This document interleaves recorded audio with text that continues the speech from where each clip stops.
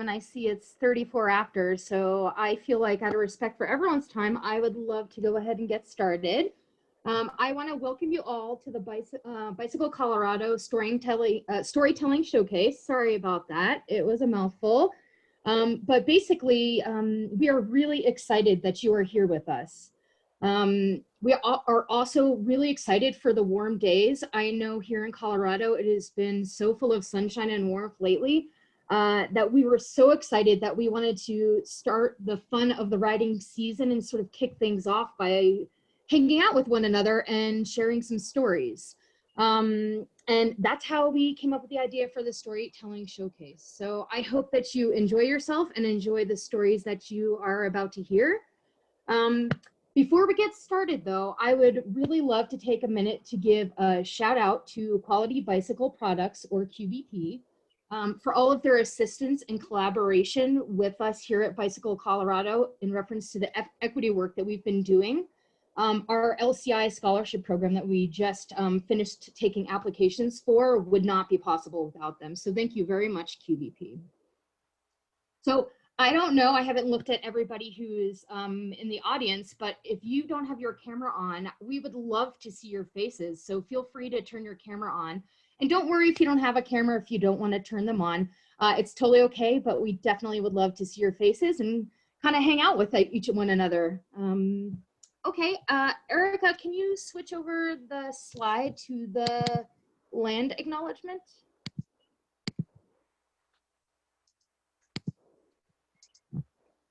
Thank you. I am having problems calling it up though, so give me just a second. I'm not sure, Erica, can you come off of mute actually and read that? Because for some reason I can't see it large and I would hate to do a disservice to the land acknowledgement by not catching all the details that you have there. Yeah, absolutely, Lauren. Thank you so much. Yeah. We would like to reserve space to recognize and honor the Arapaho, Cheyenne, and Ute nations, who were the original occupants and custodians of this land for centuries before genocide and ethnic cleansing. Everyone on this call, whether you're in Colorado or not, travels and recreates on stolen lands, and depending on where you are calling from, are occupying space held by other tribes than those mentioned in this list of Denver tribes. Indigenous people are still here and thriving, and we're grateful to these communities for their living descendants in Colorado and descendants of those forcefully relocated here for their wisdom and resilience in both the past and present. So thank you very much for acknowledging the tribes of Colorado and for celebrating and honoring these people and their land with us. Thank you so much, Erica, and I apologize again for that technical difficulty. I really love that we did a land acknowledgement. It's so important for us to understand the history of the land where we're currently living, so I appreciate you sharing that with us. Okay, so I would like to introduce myself maybe a little bit more thoroughly. My name is Lauren, and my pronouns are they and she. And joining me here tonight as my sort of co-MC is Eugene. And we are both on Bicycle Colorado's RIDE board, and RIDE stands for Respect, Inclusion, Diversity, and Equity. Eugene, would you like to tell us a little bit about yourself? Sure. So thank you, Lauren, and thank you, Bicycle Colorado, and all of our guests this evening. My name is Eugene Howard. I am a Denver resident. I also happen to work for the City and County of Denver and CU Denver. So I've got my fingers in a lot of different places. But one place that I really, truly love and am so grateful to be a part of is Bicycle Colorado. It's really kind of interesting, my journey to bicycling, and I'll save it for the breakout. But really, I think many of us have become more aware and sort of accustomed to this image, this stereotype of what it means to be on a bicycle. And even so far as to call folks cyclists, which for me conjures this elite athlete, super fit, super young, and also somewhat pale individual who's wearing Lycra with 0% body fat. And the truth of the matter is, all of us at some point most likely have been on a bike, whether we were small little children on up to where we are today. And so I think within Bicycle Colorado, while we want to honor and respect those avid cyclists who are super in shape and fit, there's more to our community than just that particular segment. And the work that Lauren and I and the other board members and advisory committee members get to do is really truly dispel the sort of myth or mystique around that image, while also broadening the spectrum and really truly looking for opportunities and ways to be more inclusive and welcoming, and really truly helping to promote bicycling as a form of exercise, a form of movement and mobility. It's a means to get around in our communities. And one of the things that I really hope I get to do is advocate on behalf of all of us, all of abilities, all ages, all racial backgrounds, ethnicities, and genders, everything, to really truly create a place that both the physical on the ground, lanes and trails and safe roads and passageways, to sort of the theoretical place where we all feel welcomed and a part of this wonderful community. So that was a lot. But really one of the things, or many of the things that really gets me excited about being involved with Bicycle Colorado, and really grateful to be here with you tonight. So just to give you a quick snapshot of what the evening will look like today, we want to keep it about 50 to 60 minutes. So I'm going to try to wrap my part up so we can get to the fun stuff. But we will hear from our lead storyteller, Jalen Bazile. I hope I got that last name pronounced correctly. And we've also got some other storytellers. Another person on is Ella Lyons. We're going to hear from Jalen, however, as our sort of key story for the evening. Then we're going to break into breakout rooms where we want to encourage all of you to share your ideas and your experiences and your stories. So really be thinking about something, 3 to 5 minutes, give us a little snapshot of who you are, why bicycling is important to you, perhaps why you came to the event tonight. And we really want to encourage you all to share. So don't feel like you can't, or that you're not qualified. If you've been on a bike, if you've touched a bike, then you're qualified to tell us a story. So we really hope to hear from you. And after about 20-25 minutes of that, we'll come back together and have a few minutes to close the evening and maybe do some reflection. So that's really kind of what we have in store for you tonight. Would love to kind of hear your thoughts and feedback after the event. So feel free to share that information with us so that we can continue to provide meaningful stories for all of you. And without any more time, and you guys will be able to talk to me in the breakout if you want to, I would love to introduce our headline storyteller, Jalen. So for those who don't know Jalen is a professional outdoors person and entrepreneur, and really dedicated to creating spaces that are open, welcoming, and affirming of people of color. And so, Jalen, you may want to share a little bit more about who you are. So I'm going to stop talking and turn things over to you and just ask that we all welcome Jalen to tonight's session. So welcome. Thank you for joining us. Thank you so much, Eugene. I really appreciate it. I'm going to go ahead and share my screen so we can get started. Alrighty. Okay. So one, I'm just really excited to be a part of this. Thank you so much. Oh, and let's actually turn this off. So the story I have tonight to share with you is a story of place, family, and belonging. A little bit about myself. So I'm a outdoor, I like to call myself an outdoor professional. And I am an athlete, a community organizer. Right now I'm residing on the ancestral lands of the Ute, Cheyenne, and Arapaho in Golden, Colorado. And have been in the state of Colorado for the last 6, going on 7 years now. However, I've been saying that for a couple of years, so maybe it's been a little longer.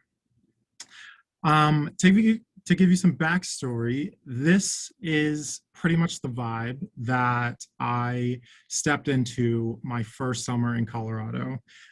When I first came here, I worked at a summer camp and an outdoor ed center, and essentially worked up over the course of a few years to running the camp. And this is out in Florissant, Colorado, at the Colorado Outdoor Education Center, or Sanborn Western Camps. And if you don't know where Florissant is, it is about 50 miles due west, 40, 50 miles due west of Colorado Springs. So at this camp, I really had my entire world open. Outdoor, pretty much the whole world of outdoor sports and everything was not something that was on my radar. And I came out here and not only were able to recreate, but also take other people out and kind of be responsible for other people's recreation and like lead people in the outdoors. And as a mixed race Black man, I really stepped into a role as like a community leader in these outdoor spaces. And so this is kind of what I did. I, took kids up mountains, and what I ultimately found in the outdoors was a sense of freedom. I really got to experience what, I got to find out what I was good at. I got to find a place. Florissant offered me a place to fail safely. And for me, it really became a home. I as a young person, I really grew into myself. And so all that said, I was there in total about 4 years.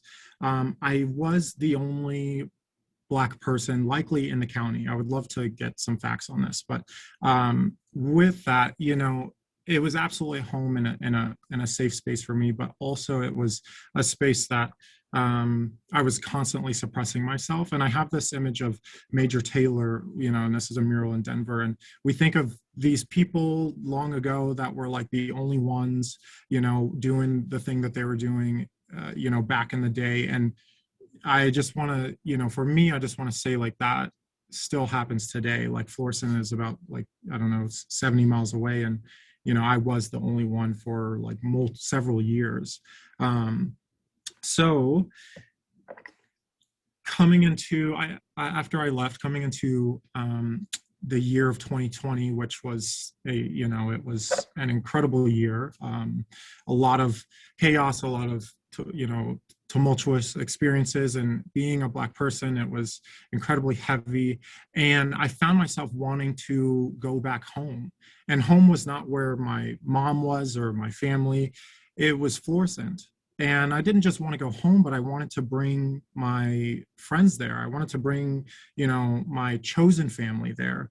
And so I went out and I would go on these big bike rides and just kind of like explore the land. And here, this is kind of characteristic of the South Platte region, the ancestral lands of the Ute. And I spent a lot of time here over the summer, and then going into the year or going into the fall, I was like, I have to share this place with my people. So I drew up a route. I invited some really important people in my life. This is Dr. Rachel Olzer. She lives in Minneapolis, and I invited her. She's a storyteller and cyclist. I invited Evan Green, who's also an amazing cinematographer, incredible crusher in the outdoors, kind of like in all the senses, and Adam Pavlikevich, who's also a storyteller and photographer. And we essentially got together, and I was like, hey, I want to share this place that I call home with you. So we not only wanted to bike pack, which I really love. That is my favorite form of cycling, is bike packing, but we also wanted to climb. And so we stayed up well past midnight, packing up all the things necessary to bike pack and climb. And of course, like any proper adventure, we get off the ground going and immediately have a mechanical. So once we've figured out our mechanical, we're going back. And I essentially am sharing this small outdoor ed center.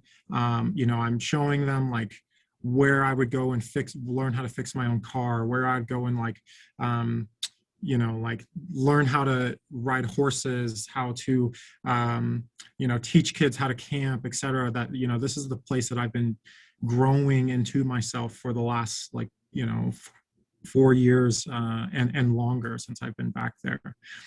There's a lot of dancing, and I want to really paint the picture, because this was 2020. Here, I'll go back to this. This was 2020, and, you know, as a Black person, it was extremely difficult. And we found, you know, this really safe space out there. And of course, because it was, say, what is this, Teller County, Park County, we were riding, you know, in Trump land, and this is pre-2020 election. And regardless of anybody's political views, just as a person who's lived there for a long time, as a Black person, you know, it was often I was questioning whether or not I was safe. So it was interesting because I got to feel that's, you know, that uneasiness, not, you know, I wasn't alone in that for the first time really in all of those years. And of course, we didn't let it get us too down. You know, we had fun. There was a lot of Fritos that were eaten. We found ourselves a campsite along the water's edge. And this is over by 11 Mile Reservoir, if you're familiar with the area. And we also did our own storytelling within this time. Rachel, being in Minneapolis, kind of at the heart, you know, like ground zero in a sense, of everything that was happening last year. It was incredibly humbling to hear her experience, as well as Evan and Adam. And also we were there to play really hard. So the next morning we got up, got our climbing stuff ready, and we kind of were, you know, it was like a moment in time that really stopped.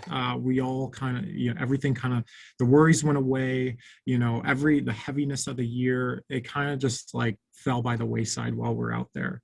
And I took them down into one of my favorite places on the planet, 11 Mile Canyon. If you're familiar with 11 Mile Canyon, it is, it's absolutely a gem. The South Platte River goes through there, and it has a lot of rock climbing. And so I finally took that heavy pack off my back and we started rock climbing, which was amazing. And then we spent some time in the water, and this was like such a dream, being in the fall, and the weather was perfect and the water felt refreshing. And you know, seeing other Black and brown riders out there with me experiencing that home, you know, it was like I was seeing myself reflected in the people around me, which is something that is so, so important. And you know, it has absolutely changed the course of my life since this trip even.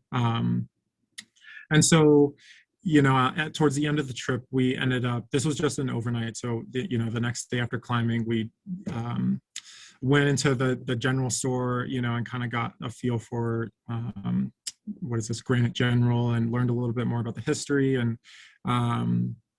towards the end, we were like elated. It was absolutely amazing.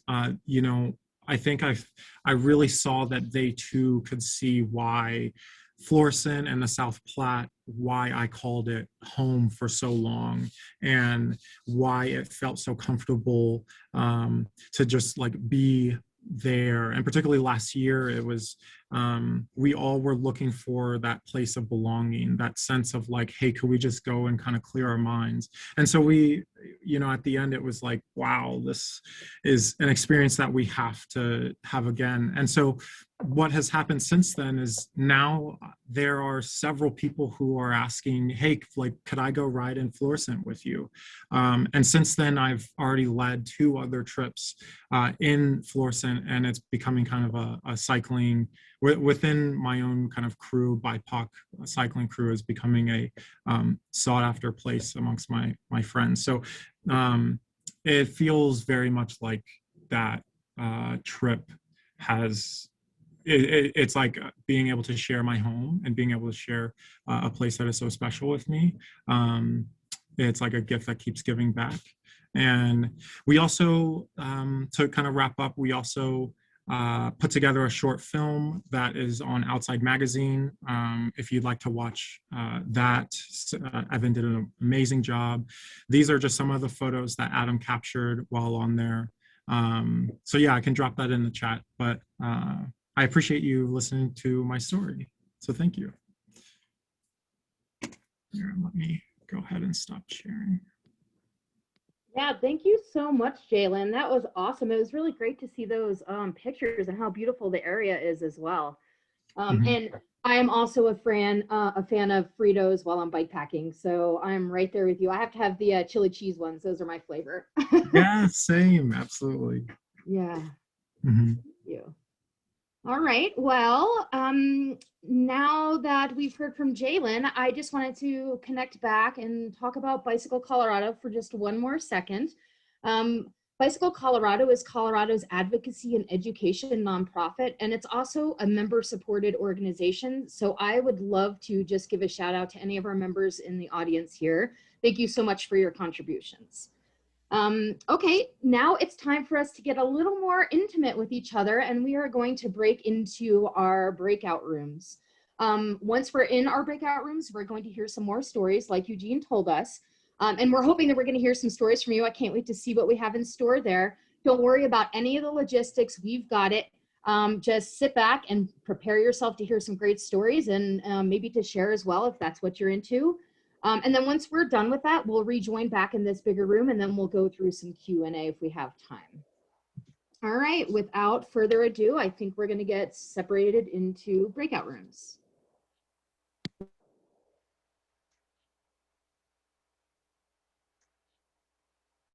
Going to get in and get settled. Just that was such a great story. It makes me really want to get out and do a little camping, get on my bike, and just get outside. Being in the Denver metro area, it was a little bit sunny today and then got a little bit overcast, but I still might try to get out yet before the day is over.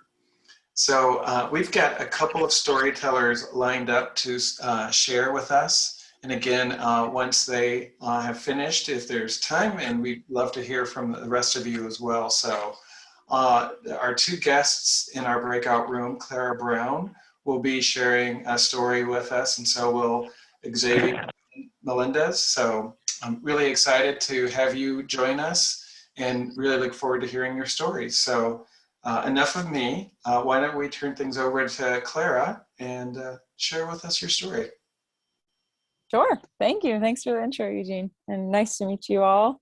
I am Clara Brown, most generally, and I'm coming to you from Whitefish, Montana. I actually moved away from Colorado last year, fortunately and unfortunately, just kind of a tough year, and was formerly living at the Olympic and Paralympic Training Center as a cyclist. But I'm going to talk to you a little bit more about my journey of finding the bike, not necessarily accolades or awards. I think kind of my journey to the bike has laid the foundation for everything that has come. So without further ado, I grew up an athlete. I was an active kid and just loved dabbling in team sports and individual sports, and I think really kind of found my passion in gymnastics and focused on that maybe from age 8 or 9 and onward, and was the kid that was doing handstands on the hallway of schools and just, you know, always wanting to be in the gym no matter what. And so it was kind of my life. And then one day at practice, I had kind of a fluke accident and landed on my head and crushed 2 vertebrae in my neck and damaged my spinal cord. So I remember kind of coming to, I didn't pass out, but I was laying on the floor and just felt this floating feeling. I had lost all sensory and motor, and just knew something was wrong. Like I just felt like I was floating and couldn't control anything. And so I was rushed to the ER and was actually told in the ambulance that I would never walk again, because I was just very, you know, confused and curious and spewing off questions to whoever would answer. And the lady in the ambulance just looked at me straight in the eye and said, "Hey, hate to be the one to tell you, but you're never going to walk again. And this is going to be a long road ahead or something along those lines. And I was like, oh, okay, that's a tough thing to hear as a 12-year-old, but let's see if I can prove you wrong. That was kind of my mentality early on. And I was diagnosed with an incomplete spinal cord injury, which meant that I hadn't completely severed it and did have some potential to regain function. It's just a matter of when that would return and to what extent. So the next several months were a very intensive rehabilitation process. I ended up at a specialty hospital in Atlanta, Georgia called Shepherd Center. And they had us kind of outline goals for what we would like to do once we got out of the facility. And my goal was to get back on a bike. It was kind of an ironic goal at the time. Like I didn't really have much of a passion to ride at that point. And I just felt like it was this symbol of returning to normalcy for me. And I really was kind of dead set on riding a bike out of Shepherd Center. And I got kind of crazy looks when I first arrived because all I had for function was to be able to shrug my shoulders and wiggle my left big toe. But I was very fortunate to have excellent care and also a good, prognosis, and was able to walk out of the place as well as ride my bike. So I had my physical therapist bring in her bike for me to ride around the parking garage. We were in like pretty urban Atlanta, and they had never had a patient ride a bike before. So the parking garage was kind of the safe space to keep an eye on me. And it was a really kind of uncomfortable ride. Physically, I have a paralysis throughout my right side and didn't have use of my right hand and still don't. And so I was really nervous on how to brake and how to shift. And of course, in a parking garage, it's not like I had a whole lot of space to figure it out. But for me, I just kind of checked the box, and I was exhilarated to have, accomplished this goal. And it wasn't until years later when I was in college and met a friend through the rowing team. I was a coxswain at the time. And he worked at a bike shop and was looking at my kind of physical presentation and said, yo, we could build you a bike. Like, you should be riding. Like, I have a lot of impairments in my right leg as well. And so running was kind of off the table for me. And I was telling him how I really wanted to be active outside, but felt limited with my body's abilities. And he was like, we can make this happen. There are modifications you can make to a bike, and you can ride safely, you can operate it. And I was incredulous. Like, nobody had ever presented that possibility to me. And so I felt so fortunate to have this advocate on my behalf and just say, we can do it. So I went home to Maine that summer and spent several hours in a bike shop with a mechanic who helped kind of troubleshoot ways for me to build my first bike. And it was amazing. I put a bar end shifter on my right side to control the rear derailleur. So I just would hook my wrist because I have a little bit of wrist function. And then I swapped the brakes so that my left would be the rear so that I wouldn't launch over the handlebars. And that was just kind of the first iteration. And since have found kind of more streamlined ways to do things. I've discovered a technology called a brake splitter, which in the Paralympic movement, which I'm now a part of, is very standard, but I just had no idea. There are so many people who can only operate a bike with one hand. And so there's a splitter for mechanical brakes, which will just split the cable. And then I also have a hydraulic splitter, which will split the fluid to go to both front and rear with one lever.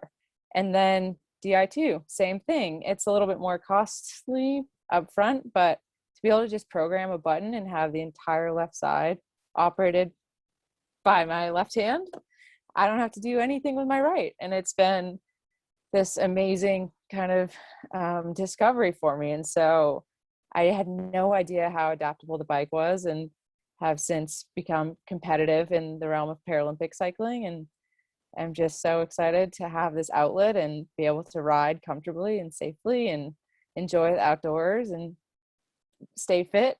So that's my story. So I want to just point out, if you didn't glean this from Clara's story, that she's on the Paralympic USA team.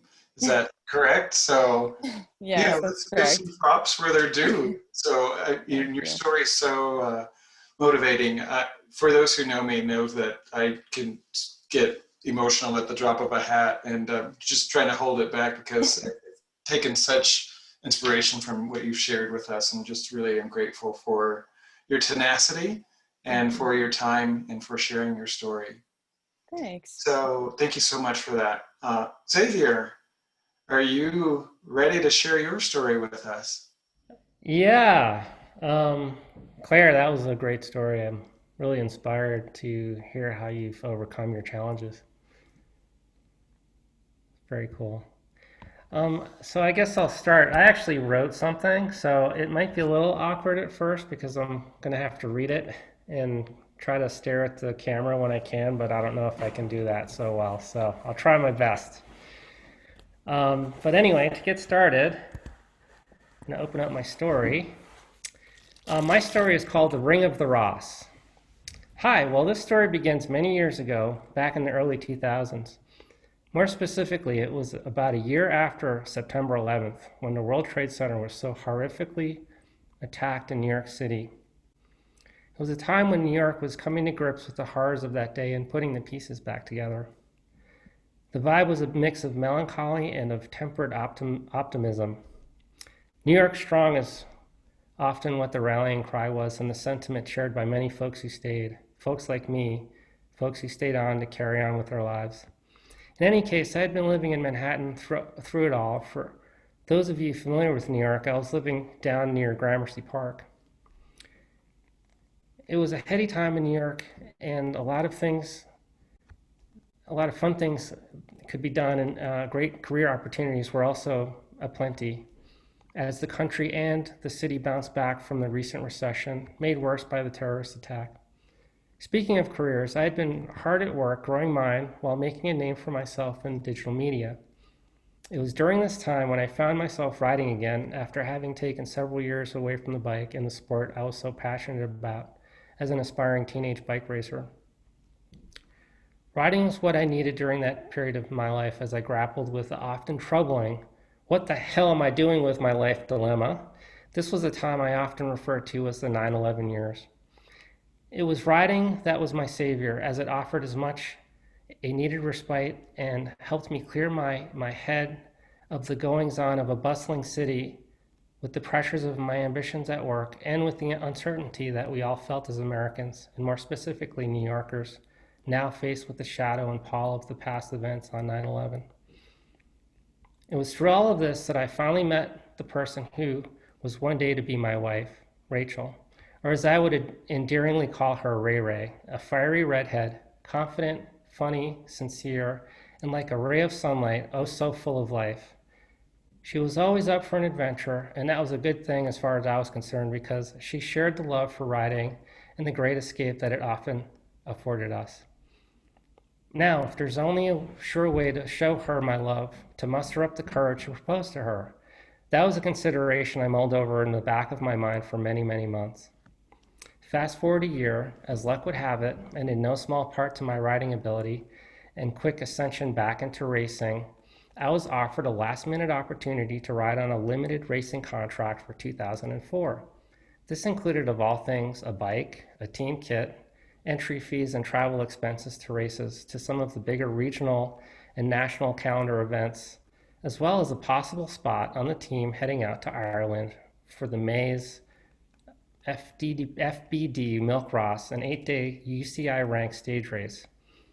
It was a considerable race program, especially for someone like me who was just getting back into competing, but now in my early 30s and with the makings of a serious media career and blossoming relationship with my lady friend. I went so back to the real luck of this opportunity. I figured there might be an angle to racing and my proposal to Rachel, but what could that be? Well, sure enough, I was moved from first alternate for the Milkross to the final team roster. This was huge. It was an incredible chance to finally get to race in a week-long stage race with some of the top and up-and-coming names in the sport. The Ross, as it's often referred to by the Irish cycling fans, is no joke. It's considered one of the more important stepping stones for aspiring racers.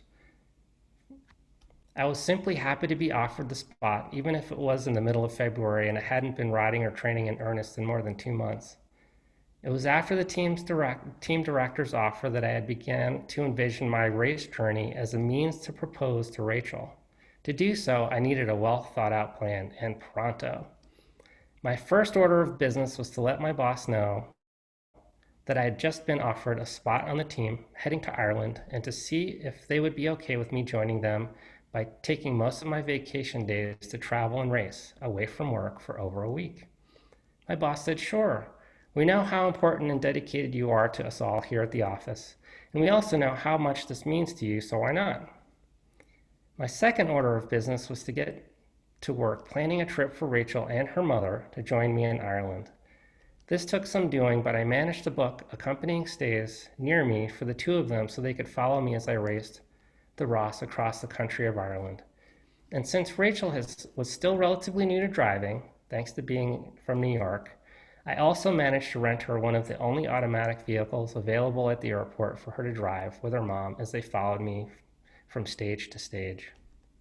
The third order of business was to secretly probe Rachel on what types of jewelry she liked, more specifically, what types of rings she preferred. She was particular with most things when it came to clothing, shoes, and fashion and such, and was no different when it came to things she wore for adornment. It was determined that her preference for fine jewelry was for the handcrafted Byzantine style of rings that were of the moment. Sure enough, a good friend of ours also happened to be a prominent goldsmith in the custom jewelry and boho fashion world.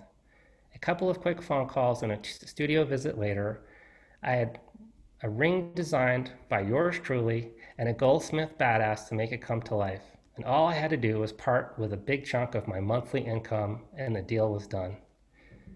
My fourth order of business was to have a chat with my future mother-in-law, Doris, a lifetime New York City dweller who could smell trouble a mile away, but was always welcome when things were kosher.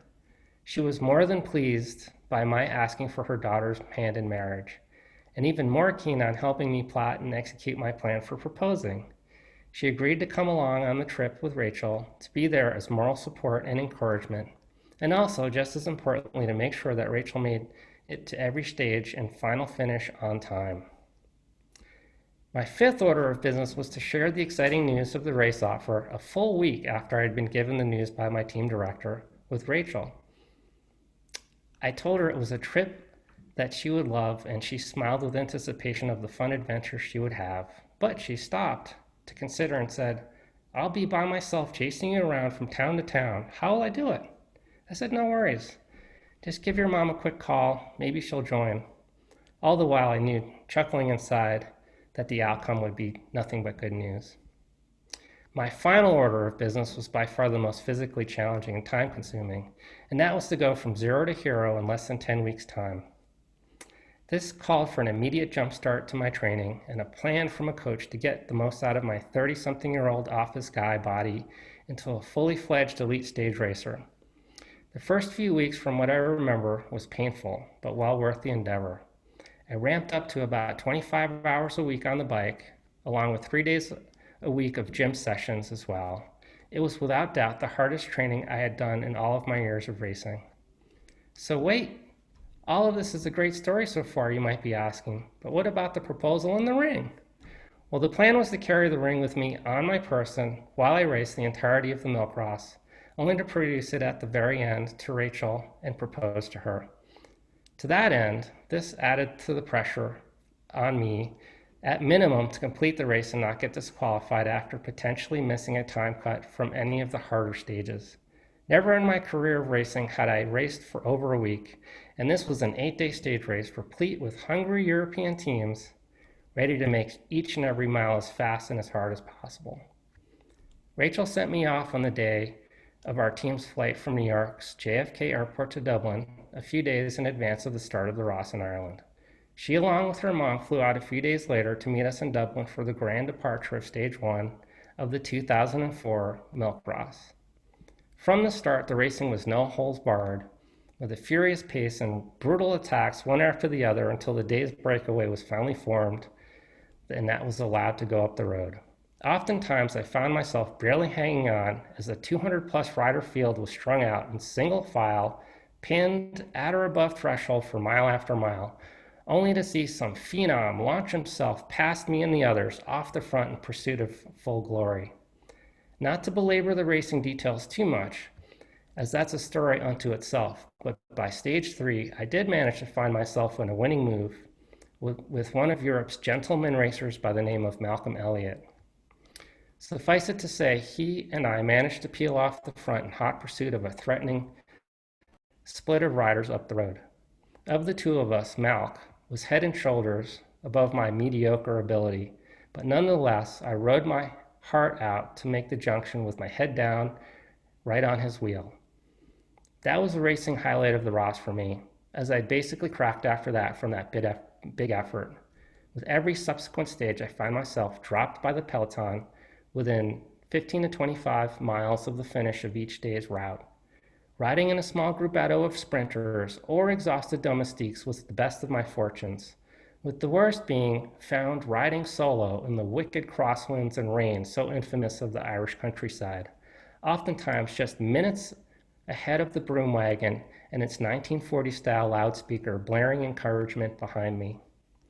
I finally made it back to Dublin for the finish of the Ross and couldn't have been happier, even if every pedal stroke felt like my last. My body ached, and the sight of even the slightest of hills or rise in the road, let alone a big climb, made me wince. I had finished. Woohoo! That evening, alone in our hotel room, with the ring of the Ross in my hand, I proposed to Rachel. I waited tentatively as she found the words, "Yes, I will marry you." I had finally finished what I had set out to do, to start the next chapter in my life with her together. Sláinte. Thank you. Awesome, man. Those are some amazing stories. And again, now I want to go to Ireland. Maybe not on a bike, but definitely ready to take a trip. So we had 3 folks reach out to say that they would love to share. So I believe the order is Phil, then Michael, and then Mike. And I think we have I think you might each have about 2 minutes before we get pulled back into the main room. So just kind of keep that in mind. But Phil, if you want to go ahead and get us started, that'd be great. Sure. And thank you, Eugene. I've only been biking for 8 years. And I started a little bit after I turned 60. And bringing myself to the bike, or at least as Clara has described it, was one of those things where I've been a baseball catcher through part of college. I spent some time as an adult as a hockey goalie as well. So my knees were getting a lot of exercise, and I had been running, but that was going to be tough. So I got to biking. My first shared bike trip, I took my bike to a park here in the Denver region and ended up with a flat tire even before I got it off the rack. So it took me a couple minutes. The guy I was riding with was impressed I could actually change it. But over the 8 years, I've had a chance to be on the board for an organization called Project Recycle, now rebranded as Hope, which refurbishes bicycles and gives them away to young kids that actually earn it through attendance and performance at school. I've also helped found a chapter called Cycling Without Age, and if folks haven't heard about it, they can find a YouTube video with Ole talking about it. And it's one where we pilot a trishaw, which is an adult-size tricycle that has a bench seat in front where we take seniors out that have mobility issues, and we have them regain that wind through their hair that they may be missing. And one of the things that I've been able to do over the 8 years is have a Wednesday morning ride where I've had 4 to 12 folks join me for some touring around, and often it's a circuit ride, and we have some fun with it being somewhat social and allowing for conversation and such. And so this morning we did about 60 miles and 3,500 vertical, and so it's been a great travel, and we're planning for next year, myself and 3 friends of mine, to bike across the US. Thank you, Eugene. That's fantastic. Thank you so much for sharing that. This is a great opportunity to hear from so many of you. Michael. If you can share, and we've got about 5 minutes or so, so take it away. Okay, I'll be quick. And I wanted to say first, I want to say hi to Steve Williams out of Steamboat. He's long been in bicycle advocacy, and I want to give him some acknowledgement and say hi. He's in the bottom left of your screen. A little bit about me. My first memories as a child was, I think I was 4 years old, and I was on a military base in Germany, coasting down a little hill on my little bike, and I froze up. Many times in my life, I've frozen up on a bike, but on this one, I couldn't remember where the coaster brakes were. So my first serious bike crash was at 4 years old in Germany when I ran into the side of a car because I couldn't stop the bike. And I've had many since then, but let me see, this is my 50th year of continuous licensed bicycle racing in the US, and I'm an amateur, but I just love it. To get into, and I've done a lot of riding around the world. We lived overseas a lot in several places when my dad was in the military. But the things I picked up, when my favorite rides have been out of the country, because what you really learn is how generous, kind, and appreciative people are when you're in a small group with them in their country, and how generous they are and friendly. And places where you hear nothing but bad news from, the people in those countries can be incredibly great. So one of those places I'm going to mention is I had gone over to Verona, Italy to a bike hotel.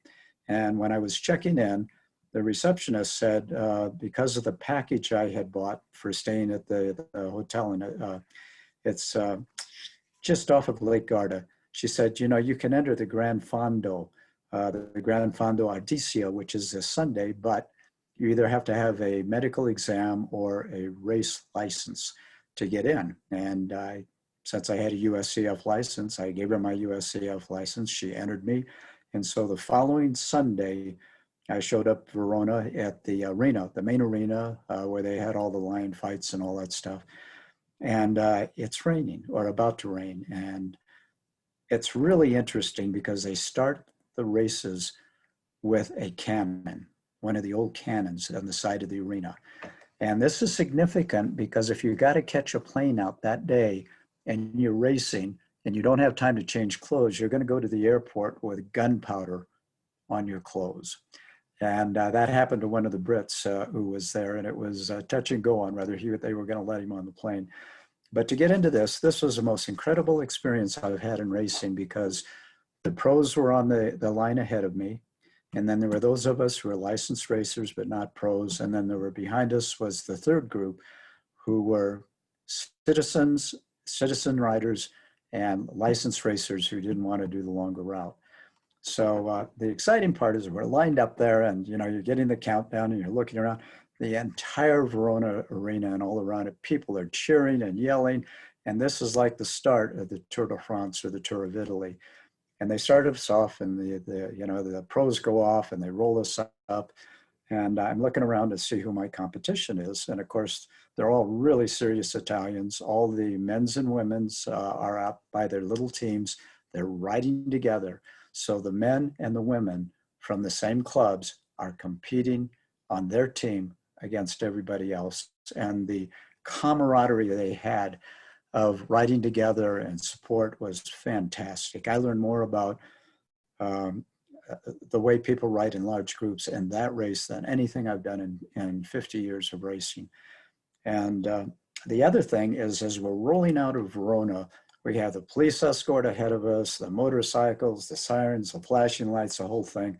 And we're taking the entire boulevard on both lanes, but they don't stop the traffic, the oncoming traffic. All the oncoming traffic does is they pull to the side of the road and they watch you go by and then they continue until the next group comes. It's nothing like what we have here where you feel like you're in an armed garrison. The people just know. And some of my Italian friends say, Michael, no problem. Bicycles are king. In Italy, bicycles are king. And he's right. So anyway, we're rolling out of town. We're going through roundabouts and split streets and everything and rolling through everything. And it's incredible because we probably had at least 100 racers in my group. There was not one crash. There was constant Italian talk back and forth. You didn't have to understand what they said. You could just watch the motions and watch this thing. And it was incredible.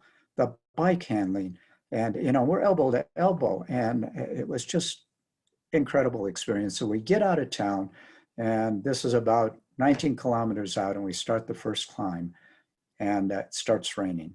So for the next 66 miles, we're in rain and sleet. And the higher we go, we're going to Montebaldo, which is on the east side of Lake Garda.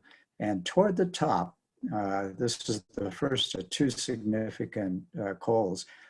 Near the top, it's so thick with the cloud we're going through and the mist that I couldn't see more than about 30 meters.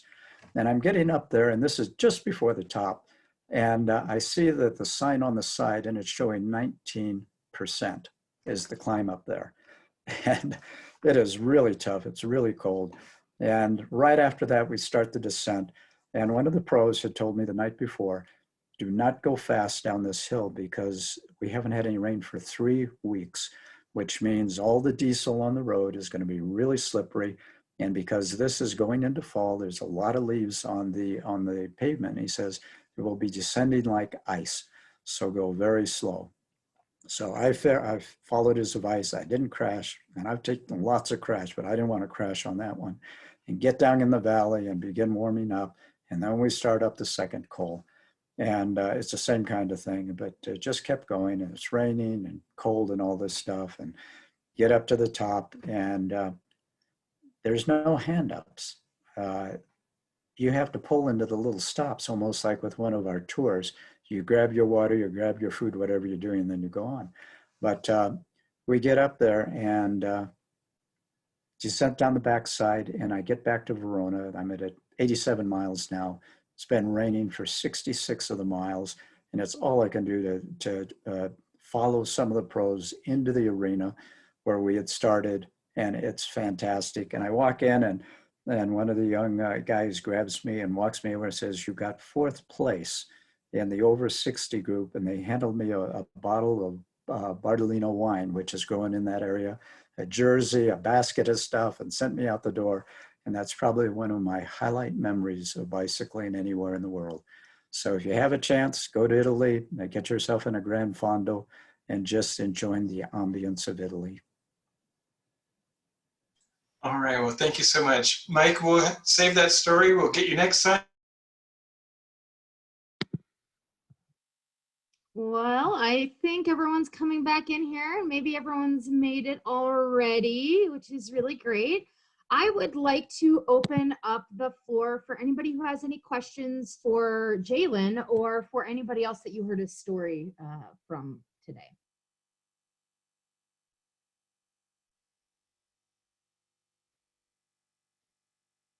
It's totally okay if you don't have any questions. I just want to make sure we give you time in case you do.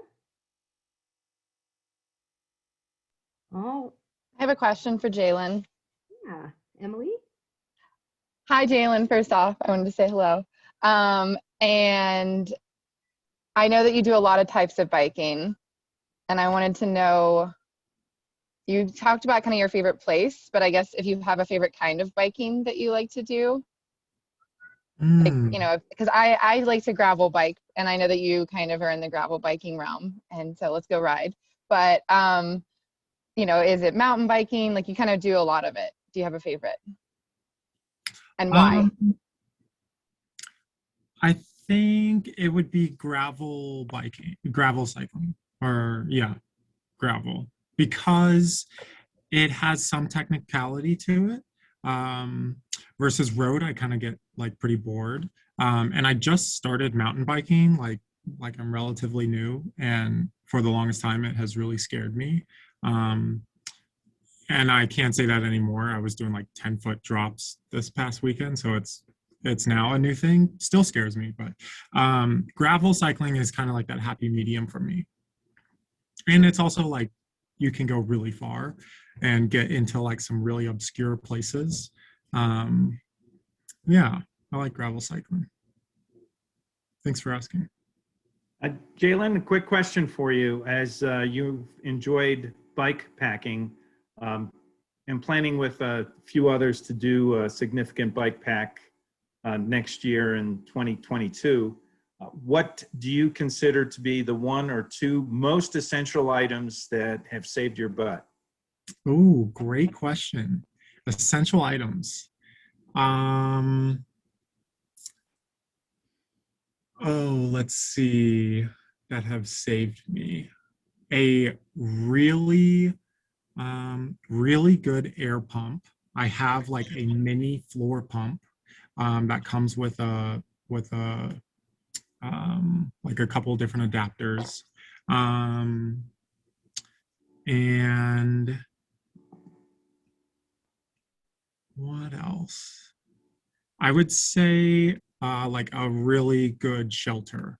Um, I like to sleep in a tarp, but just being able to like have a shelter that is reliable, that's not too heavy, that you feel comfortable in, that you can get a good night's sleep in, as well as a sleeping bag, kind of like that whole sleep system, I think is pretty important because you can't keep riding if you're not sleeping well. Thanks. Mm-hmm. And is that mini floor pump a Lazine?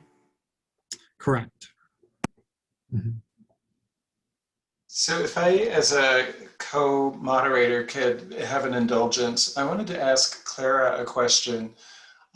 She was in our breakout group and just had an amazingly motivational story to share. And I'm just curious, Clara, and this is really for any of our guests, what do you see as the sort of the future as this, I don't want to call it an industry, but as bicycling tries to or is working towards being more inclusive? Like what do you think is either needed or where do you see us going? So kind of a general question. Well, I'll start off just because you had kind of directed it toward me. I think understanding that bicycling can take so many different forms. And I think, when we think of a bike, we think of a typical two-wheeled bike. But really, and this was mentioned in my breakout room with Phil too, he talked about modified trikes to get seniors out who have mobility issues.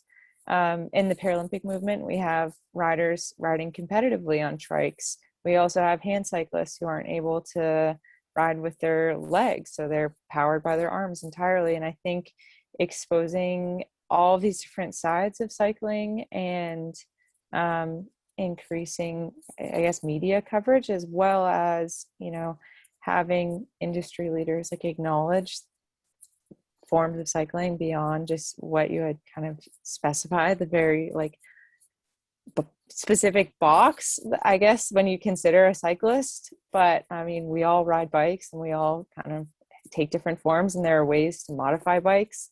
I think that was kind of the big takeaway that I was hoping people would have, is that, like everybody is able to adapt a bike to fit their specific needs and, in varying degrees. But I think it's an incredible mode of transportation and way to see the world. And yeah, excited to kind of help spread the word. And I think it starts here and then only can grow, hopefully a snowball effect of getting more people talking. And yeah, hopefully. Thank you so much for that. Anyone else want to take a quick 30-second go at that question? I wanted to extend off that question for Jalen again, because about inclusivity and representation. And I don't know if you had the chance to mention the Black Foxes at all. And wanted to give you if you wanted to mention that at all, because I think that is a super, super cool platform that you are part of creating. And I don't know, I really admire it. And yeah, just wanted to give you that platform if you hadn't already mentioned it to everyone else. Yeah, thank you. I'll kind of sum up a response for both of those. I am a part of an organization or company rather called the Black Foxes, and we are a collective of Black cyclists and outdoors people who control our narratives and create space within outdoor spaces and within the industry for people like us to kind of exist. And I think something that is really that I see and would like to see and kind of expect and doing work to make happen is more ownership by Black, Indigenous, and people of color within these various industries, particularly cycling. Like, I don't want to keep asking like majority white companies and for things. You know, I'm a sponsored rider. I want to be able to own my own company and support my community members the way that I know, you know, suits them. So I think as far as being more inclusive and kind of increasing that diversity and justice, ownership is definitely at the forefront of my mind as now a new entrepreneur and small business owner.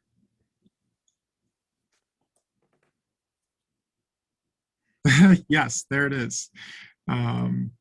Ilya is holding up a really cool issue that Sizu magazine did on us. It is absolutely remarkable. Like, if you haven't bought this yet, you have to buy it. It's one of the most beautiful cycling magazines I've ever gotten. And it's just straight up all gorgeous photos and people having amazing times on their bikes and remarkable recipes and arguments for going vegan. It's just so cool. So, And it comes the in design. It comes with a Zine as well through Cycliste Design, and she does these like monthly, I think, Zines. That one was, I think, done by people of color, but then the next one was people of all shapes or all body sizes on bikes, and just her Zines are really cool. So I encourage you to check out her work that she does too. It's really inclusive and great. Are there any links that people can share for these magazines or these zines? I follow a couple of y'all on Instagram, but I've not seen any actual hard copy material just yet. So it's Ciclista Zine is I put it in the chat just now. thank you. Please be prepared to get your ass kicked. Like, she doesn't fuck around. Oh, I know. Like, Yeah. she's so badass. It's amazing. Yeah, I follow her on Instagram, but I've not actually seen any of her hard like material work. I cried after reading the first one in that Sisu issue. That's good to see. I'm really excited to get to know some of you more too. Jalen, you're really inspirational as a BIPOC myself, and well, I'm over 50 now, so I was part of the early vanguard of trying to push on this way back, and it's been a challenge, and it's really inspiring to see younger people pick up the torch and really move the ball down the field, so to speak. What you're doing is really cool, man. Thank you. I really appreciate it. And quick question, I believe Betty connected us. Is that true? I don't know if she did. Yeah, maybe. Okay. I will connect with you after this.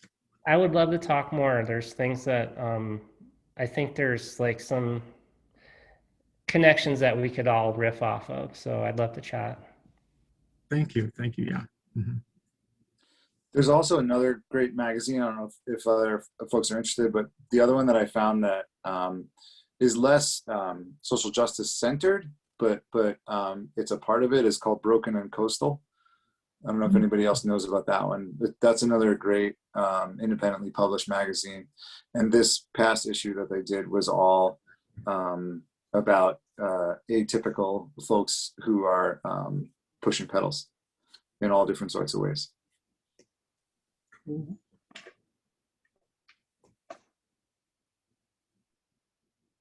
Well, I think that's about it for us then. Thank you, everybody. And Erica, if you could put up the slides so people can see a few things that they can do also, in addition to checking out those awesome resources that we just shared in the chat. It's loading. Yeah. So what's next for you? There's a member drive you can join today at this link here.